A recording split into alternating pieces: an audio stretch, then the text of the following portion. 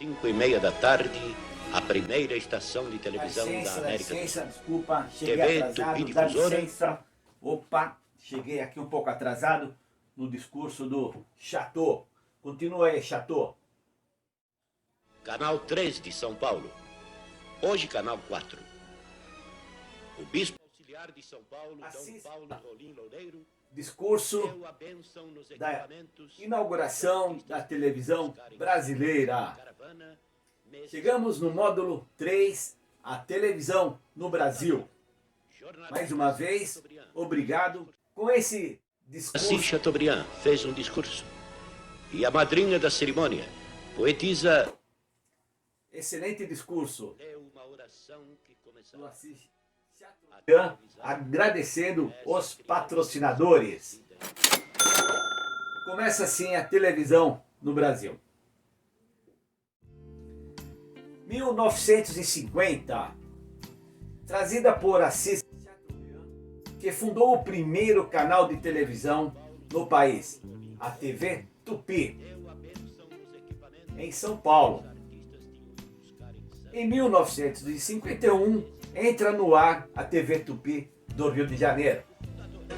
jornalista Assis A Chateaubriand logomarca fez da TV Tupi segue aí a homenagem desse índiozinho que colocaram filmando aí a inauguração da TV no Brasil.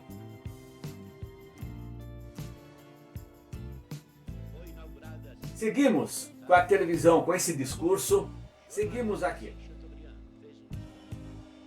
E a madrinha da cerimônia, poetisa Rosalina Coelho.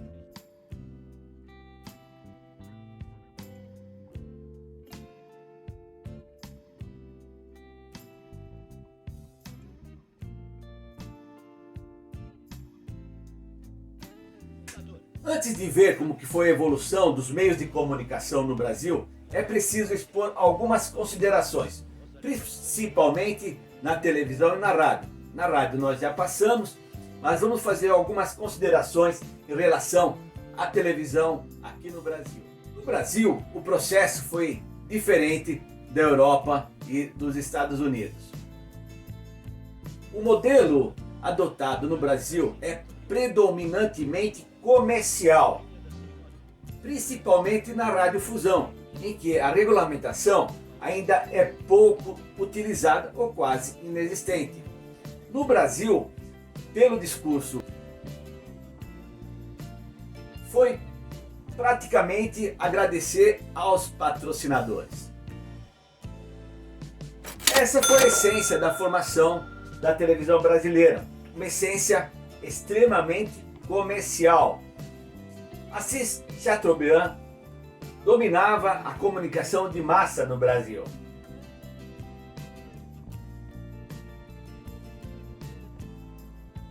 O Brasil já começa sem uma regulamentação voltado para a televisão, para a comunicação de massa. Todos os canais abertos pertencem ao poder público e são concedidos temporariamente às emissoras através de processo de licitação. Não foi bem isso que aconteceu com o Assis, com o nosso amigo Chateau. Chateau começou aí impondo a questão comercial, uma questão de empreendedorismo como empresário, porém a questão de cultura, a questão de educação foi ficando de lado.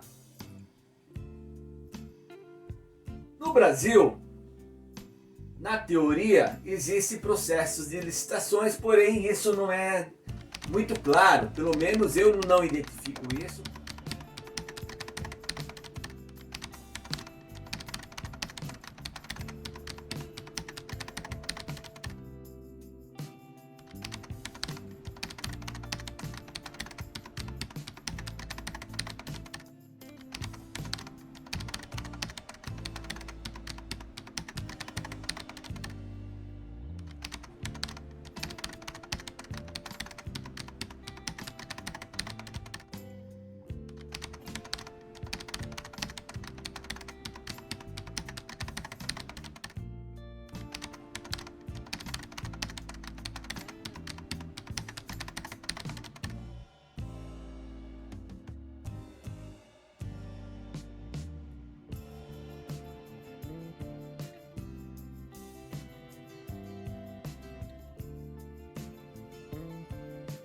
Para ter direito à concessão, as emissoras devem vencer um processo licitatório e cumprir com uma série de regras em relação ao seu conteúdo e programação, a fim de garantir a pluralidade e a diversidade da sociedade brasileira. Isso é o que está escrito na regulamentação. Porém, isso é percebido? Não, nós não percebemos isso.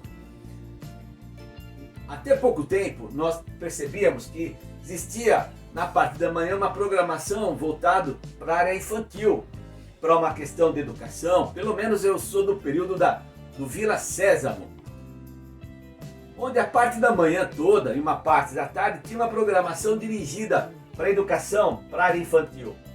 Que tal se nós falarmos sobre as cores? Bem, de que cor é a grama? Verde. Verde, ótimo. Vamos ver agora de que cor é o céu? Azul. Azul, muito bem. Certo, acertou. Agora, de que cor é a banana? Amarela. Amarela, certo. E de que cor é a laranja? Laranja. Sim, de que cor é a laranja? Estou dizendo a cor da laranja.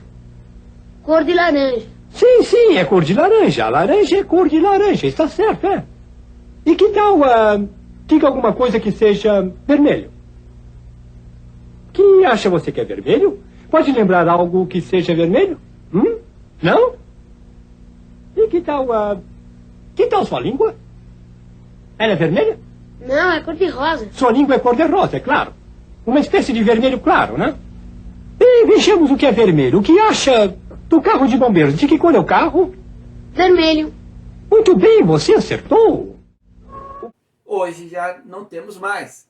Não existe mais uma programação dentro do conteúdo, da grade de programação das grandes emissoras, voltado para o público infantil. Cadê a pluralidade que aí é exigido? O Brasil é feito por uma diversidade enorme. Índios, negros, brancos, imigrantes, todas as raças, por questões sexuais. Porém, cadê a programação para essa pluralidade? Não existe. Existe uma regulamentação que não está sendo fiscalizada. E quando você fiscaliza, nesse sentido que você tem uma grande comunicação de massa, o órgão fiscalizador, e é do Estado, ele tem que estar presente para justamente verificar essas regulamentações. Porém, isso não ocorre aqui no Brasil.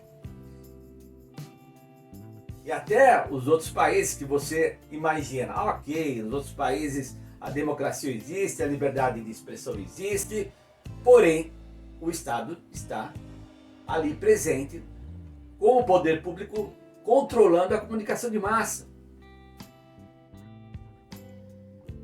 Então, é isso que vem acontecendo com esse discurso, com a origem, com a essência do Assis Chateaubriand. As concessões de TV até hoje causam estranhezas. Eu não consigo entender como é que funciona isso. Como é que uma emissora consegue ficar tanto tempo aí no ar, não é? A gente não consegue entender. E as outras emissoras? Por que não abre canal para outras emissoras? Se é uma pluralidade, cadê?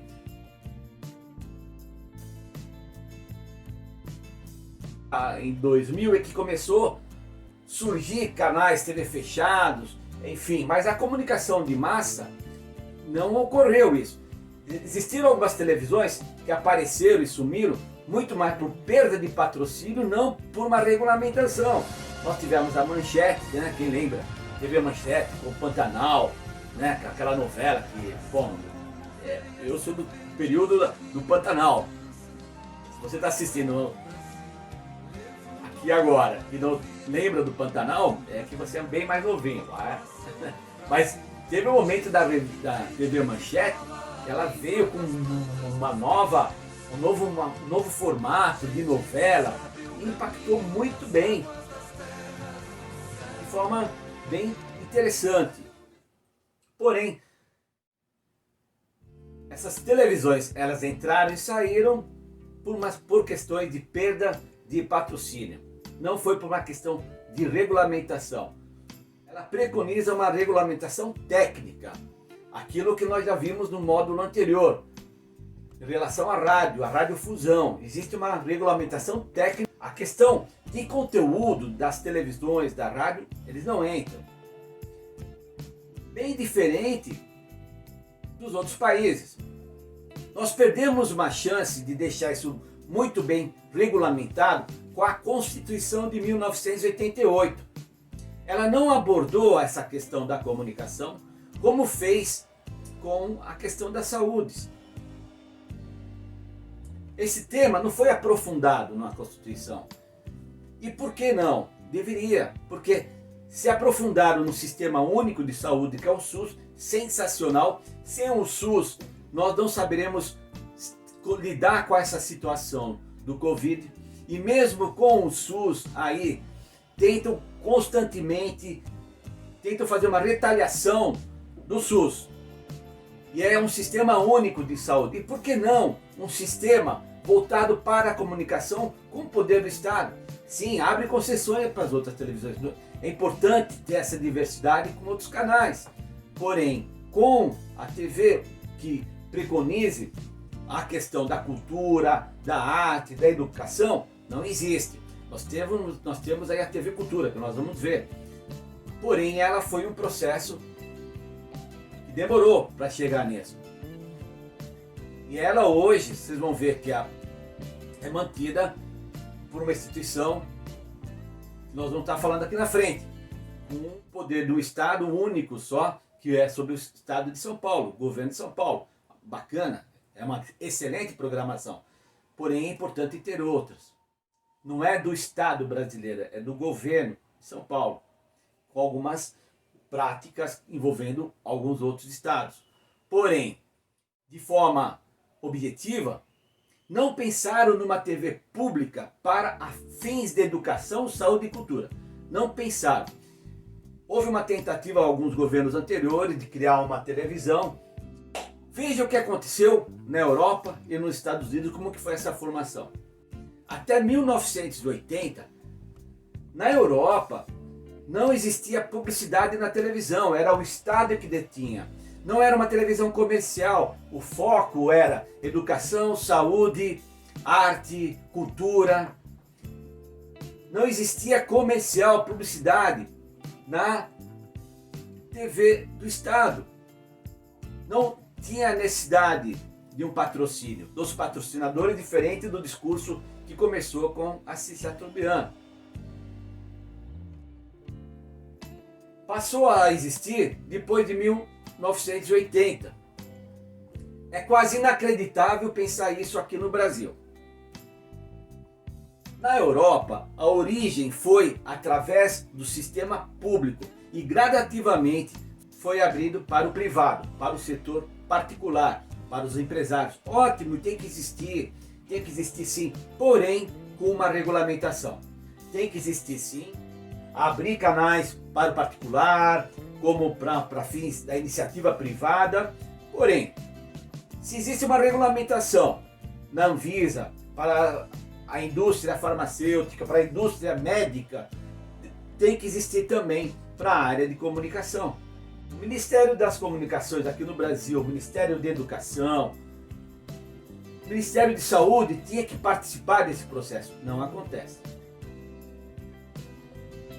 Até nos Estados Unidos, apesar do livre mercado, mercado que se autorregula pela demanda de compra e de venda, enfim, das necessidades, o mercado se regulamenta, mesmo lá, onde o livre mercado todo mundo elogia, ou seja, de forma geral todos falam que tem como referência, o automercado se regulamenta, etc. Mesmo lá, mesmo em outras questões, em momentos de crise, 2008, o Estado esteve presente.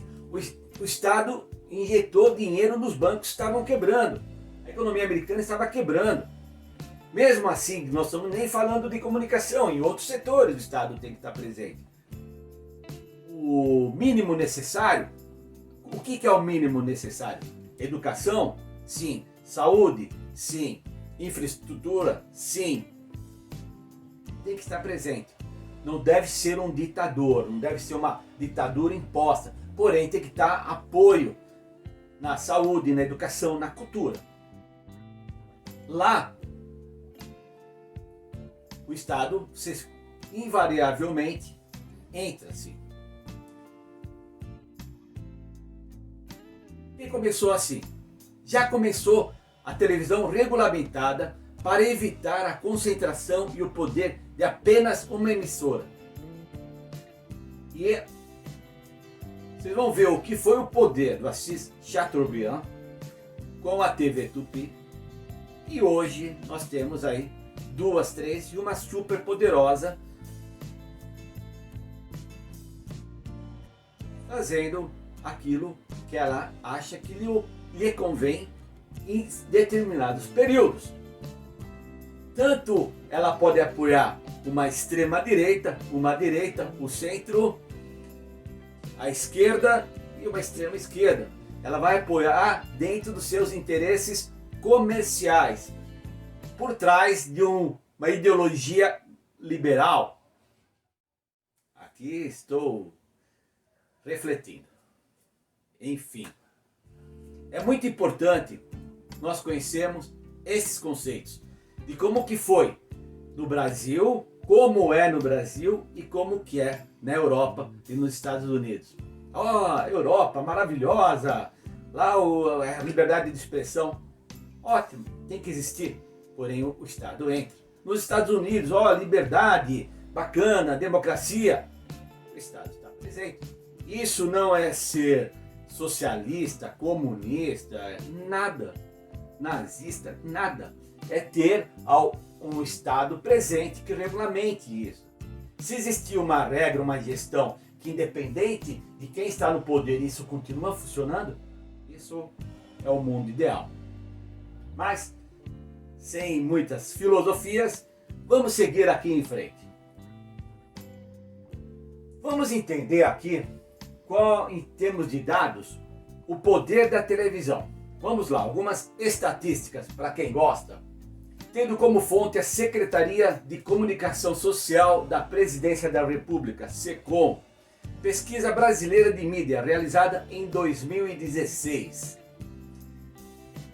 A televisão é o meio predominante de informação para os brasileiros. Em função da internet, isso pode ter sido diluído de 2016. Já está no processo até de verba de publicidade indo para a internet. Enfim, isso até agora, 2021, pode ter tido alguma alteração. Mas ainda é a televisão o meio que é predominante para os brasileiros. Isso pesquisa de 2016. 63% da população busca informações sobre o que acontece no Brasil nos telejornais diários. Chega aquele horário, opa, pera aí, vamos assistir aí o que está acontecendo no Brasil. Foi muita informação, tá migrando para a internet? Sim. As pessoas se atualizam pela internet? Sim. E na qual eu recomendo, porque a pluralidade da internet é muito maior. Existe emissora de canais abertos e canais fechados? Sim, existe. Porém, 63% da população busca informações sobre o que acontece no Brasil nos telejornais diários. E aí entra Plim Plim, Jornal Nacional, Plim Plim, Bandeirantes, né? Plim Plim, essas grandes emissoras que aí estão. 77% da população afirma ver todos os dias da semana, com predominância na segunda a sexta-feira. 77% fica lá durante a semana.